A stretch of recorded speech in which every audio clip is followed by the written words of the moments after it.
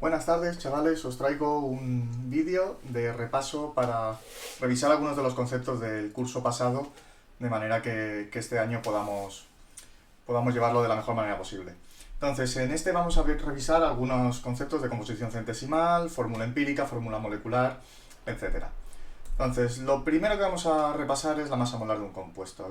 Os los traigo con un ejemplo, ¿vale? Si queremos saber la masa molar del ácido sulfúrico, pues lo que tenemos que hacer es ir a la tabla periódica, consultar las masas atómicas de cada uno de los elementos que componen ese compuesto y sencillamente hay que sumar las masas multiplicadas, cada una por el subíndice que tienen en la fórmula del compuesto.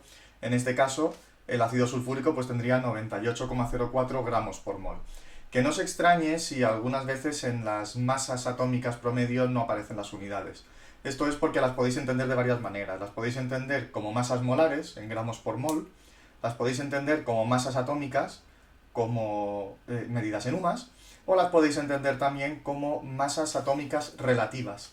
Es decir, a la división entre la masa de ese átomo y la doceava parte de la masa del átomo de carbono 12. Entonces, en esos casos, pues directamente no tiene unidades porque sería una relación entre las dos masas. Pero en fin, nosotros lo que más utilizaremos es esta cantidad como una medida de los gramos por mol de cada una de estas sustancias. ¿Vale? Entonces, ¿cómo calculamos la composición centesimal del ácido sulfúrico? Lo que nosotros vamos a partir es del hecho de que en cada mol de ácido sulfúrico sabemos que hay 98,04 gramos de ácido sulfúrico, que eso es lo que nos dice la masa molar que acabamos de calcular. Pero además, como hay dos átomos de hidrógeno en cada molécula, sabemos que habrá 2,02 gramos de hidrógeno, multiplicando por 2 la masa molar del hidrógeno. De azufre habrá 32,06 gramos de azufre y tendremos 63,96 gramos de oxígeno. ¿Vale? Entonces, nosotros podemos utilizar las cantidades de cada uno de los elementos por separado para calcular qué porcentaje con respecto a la masa total hay de cada uno de los elementos. Y eso es la composición centesimal. ¿De acuerdo? Entonces, ¿qué haríamos? Con el hidrógeno, por ejemplo, cogeríamos la masa de hidrógeno que hay en un mol de ácido sulfúrico, dividirlo por la masa total de ese mol de ácido sulfúrico y multiplicar por 100. Y nos queda este porcentaje, 2,06% de hidrógeno. Si hacemos lo mismo con los otros dos elementos, con el azufre y con el oxígeno, tenemos los porcentajes correspondientes a cada uno de esos elementos. ¿Vale? Podéis comprobar que la suma da el 100%.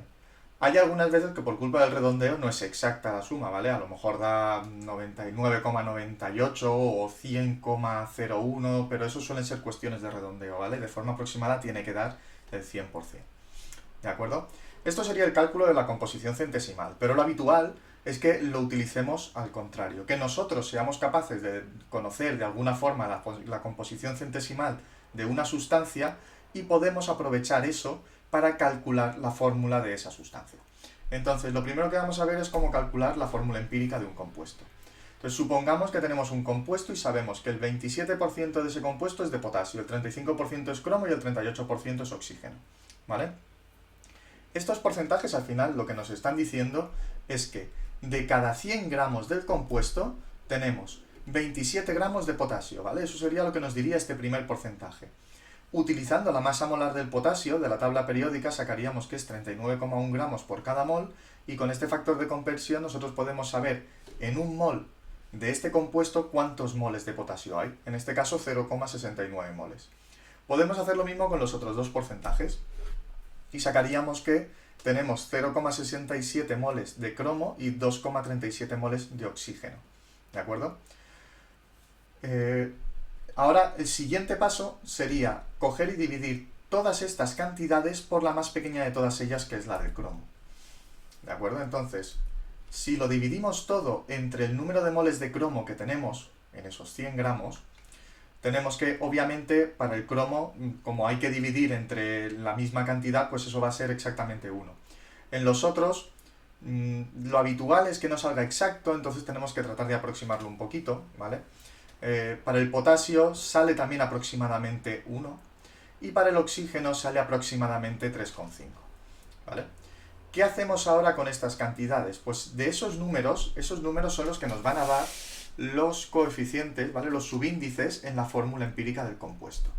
Pero tenemos un problema, y es que, como no puede tener un subíndice que tenga decimales, tienen que ser todos números enteros, tenemos que buscar por qué valor multiplicarlos, de tal manera que no nos quede ningún decimal. En este caso, si multiplicamos todo por 2, el 3,5 al multiplicar por 2 se queda convertido en un 7. Y los dos unos, al multiplicar por 2, se queda multiplicado por 2, se queda como un 2. Tenéis que recordar que siempre se tiene que multiplicar a los 3 por el mismo valor, ¿de acuerdo? Entonces, si necesitáis multiplicarlo por 2 para que se vayan los decimales y hay otro elemento que necesitáis multiplicarlo por 3, pues entonces habrá que multiplicar por 6, de manera que los dos se queden sin decimales, ¿vale? Pero todos han de multiplicarse por el mismo número. Una vez que ya no quedan decimales, que hemos sacado números enteros, las proporciones entre números enteros de moles de uno y moles de otro elemento, pues esos son los subíndices de la fórmula, y la fórmula que obtenemos de esta forma es la fórmula empírica, que habrá compuestos que coincida con la fórmula molecular del compuesto, como es este caso, ¿vale? Este sería el dicromato de potasio. Ahora bien, normalmente esos porcentajes nosotros los sacamos de algún sitio, y no siempre la fórmula que sacamos, la fórmula empírica, va a coincidir con la fórmula molecular. Entonces vamos a ver otro ejemplo. Aquí tendríamos el caso de un compuesto orgánico que está formado por carbono, hidrógeno y oxígeno. Entonces se nos dice, en la combustión total de 2,5 gramos de este compuesto se obtienen 5 gramos de dióxido de carbono y 2 de agua. Y nos piden averiguar la fórmula molecular sabiendo que su masa molar son 88 gramos por mol. Entonces lo primero es plantear la combustión. Sabéis que así repasamos también esto. Siempre que tenemos una combustión de un compuesto orgánico, lo que tenemos es que ese compuesto reacciona con oxígeno y el resultado es dióxido de carbono y agua. Entonces, nosotros no sabemos las cantidades que hay de cada uno en el compuesto que estamos estudiando, y por tanto es imposible ajustar esta reacción. Bueno, lo podéis ajustar en función de x y z, pero no es ese nuestro objetivo. Nosotros lo que debemos saber es que, si os fijáis, todo el carbono del dióxido de carbono viene de este compuesto, porque esto no ha reaccionado con nada que tenga carbono.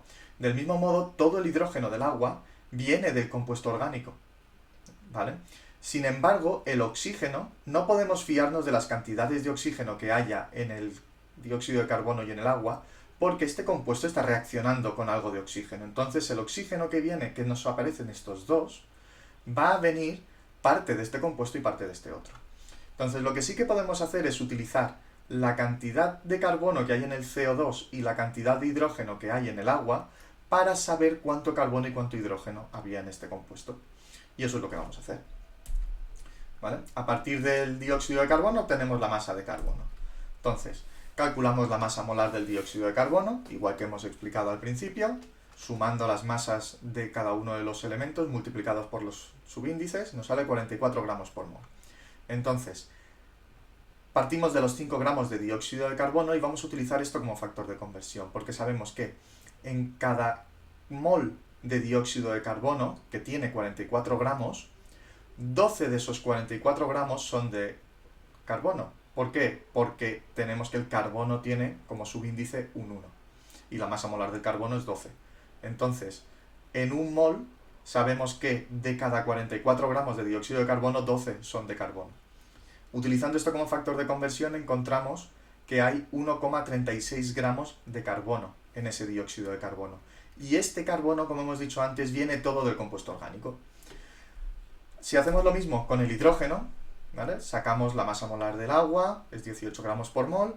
Tenemos en cuenta que en un mol de agua, que son 18 gramos, hay 2 moles de hidrógeno y por tanto 2 por 1, que es la masa molar del hidrógeno, porque hay 2, como el 2 es el subíndice del hidrógeno, tendríamos ya el factor de conversión hecho para pasar de gramos de agua a gramos de hidrógeno. Y entonces pues tendríamos 0,22 gramos de hidrógeno en el agua. Y este hidrógeno es todo el hidrógeno que hay en el compuesto orgánico que teníamos al principio, lo mismo que pasaba con el carbono. Solo nos queda encontrar el oxígeno. ¿Qué hacemos con eso? Bueno, como sabemos que el compuesto tenía inicialmente 2,5 gramos, si a esa masa total del compuesto le restamos los gramos de carbono y los gramos de hidrógeno, lo que quede serán los gramos de oxígeno. Entonces hay 0,92 gramos de oxígeno. Y una vez que llegamos a este punto, lo único que queda es repetir el procedimiento del ejemplo anterior, de la actividad anterior. Es decir, nos calculamos los moles que hay de cada una de esas cantidades, obtenemos los moles de carbono, moles de hidrógeno, moles de oxígeno, los dividimos todos entre el valor más pequeño, que en este caso es el de oxígeno, y redondeando un poquito, nos queda que de carbono hay aproximadamente 2, de hidrógeno tenemos 4 y de oxígeno hay 1. Como ya nos salen números enteros, no es necesario multiplicar por ningún número, con lo cual esto ya son los subíndices de la fórmula empírica. La fórmula empírica es C2H4O. Pero esto es la empírica. Tenemos que comprobar si esta es la molecular, si coincide con la molecular o la molecular es diferente. Entonces, ¿esto cómo lo hacemos? Primero calculamos la masa molar como saldría directamente de la fórmula empírica. Entonces, como hay 2 de carbono, 4 de hidrógeno y 1 de oxígeno, pues sumamos las cantidades y nos quedan 44 gramos por mol. Sin embargo, a nosotros nos han dicho que la masa molar del compuesto son 88 gramos por mol, con lo que está claro que este no puede ser la fórmula molar, la fórmula molecular. ¿Qué hacemos entonces? Aquí está bastante claro, ¿de acuerdo? Porque por comparación se puede sacar enseguida, pero en general, para cuando no sea tan sencillo. Nosotros sabemos que la masa de la fórmula molecular tiene que ser igual a la masa de la fórmula empírica multiplicado por un número. Entonces, despejando, es muy sencillo sacar que en este caso tiene que ser n igual a 2. Este número que obtenemos, a partir de esta relación tan sencilla, tenemos que multiplicarlo por todos los subíndices de la fórmula empírica y ya con eso tendríamos la fórmula molecular. Entonces, la fórmula molecular sería esto, que multiplicando el 2 por todos los subíndices nos queda C4H8O2. Esta sería la fórmula molecular del compuesto. Y hasta aquí el repaso. El próximo día en clase os digo qué ejercicios podéis hacer para repasar esto. Os lo subo dentro de nada a Aules para que lo tengáis a mano. Y si tenéis cualquier duda, ya sabéis que la podéis preguntar o directamente en clase o por correo o me subéis un mensaje al foro de dudas de la plataforma. Así que nada más, un saludo y nos vemos en clase. Chao.